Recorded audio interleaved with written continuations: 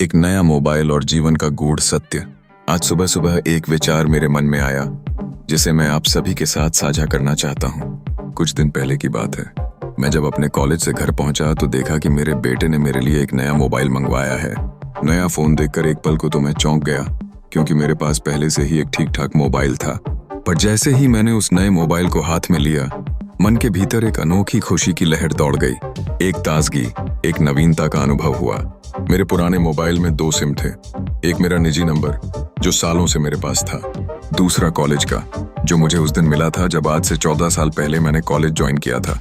अब मुझे लगा आखिर कभी न कभी तो कॉलेज को छोड़ना ही है, फिर क्यों ना आज ही वो शुरुआत करूं। मैंने फैसला किया कि कॉलेज वाला सिम और उससे जुड़े सारे कॉन्टैक्ट्स, ग्रुप्स आदि पुराने मोबाइल में ही छोड़ देता हूं और अपना निजी सिम जो हमेशा से मेरा था उसे मैं नए मोबाइल में डाल देता हूं। साथ ही अपने जरूरी संपर्क और निजी ग्रुप्स भी वहीं ट्रांसफर कर दिए। ये सब करते समय सुबह मेरे मन में एक गहरा विचार उठा, क्या हमें अपने जीवन में भी ऐसा ही कुछ नहीं करना चाहिए?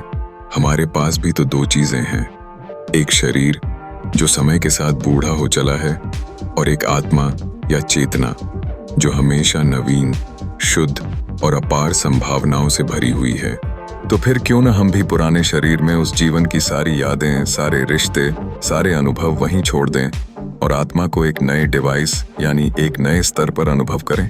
क्यों ना चेतना के उन अनदेखे, अनजाने फीचर्स को एक्सप्लोर करें जो अब तक शरीर की सीमाओं में बंधे हुए थे।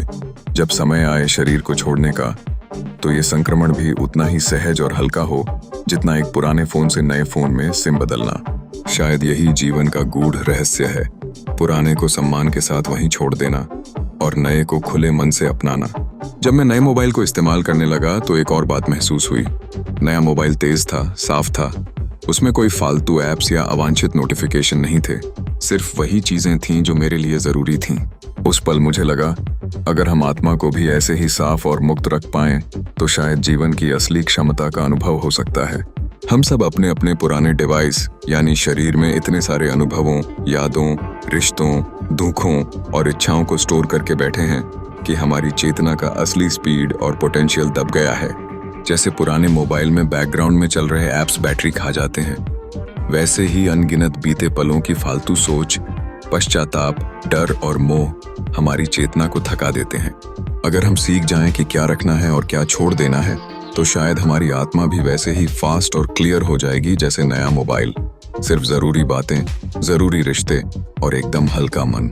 जीवन की सबसे बड़ी कला यही तो है, छोड़ना। जिस दिन हम छोड़ना सीख गए, उसी दिन हम उड़ना भी सीख जाएंगे। हमने हमेशा ये तो सुना है कि आत्मा अमर है, शरीर नश्वर है, लेकिन शायद हमने कभी उसे अनुभव करने की कोशिश ही नहीं की। ये विचार मुझे उस दिन और पक्का हो गया जब मैं अपना पुराना मोबाइल एक दराज में रख रहा था। उसमें मेरी कॉलेज की यादें थीं, दोस्त थे, फोटो थे, लेकिन अब वो सिर्फ एक हिस्सा है मेरी यात्रा का, न कि पूरी पहचान वे था।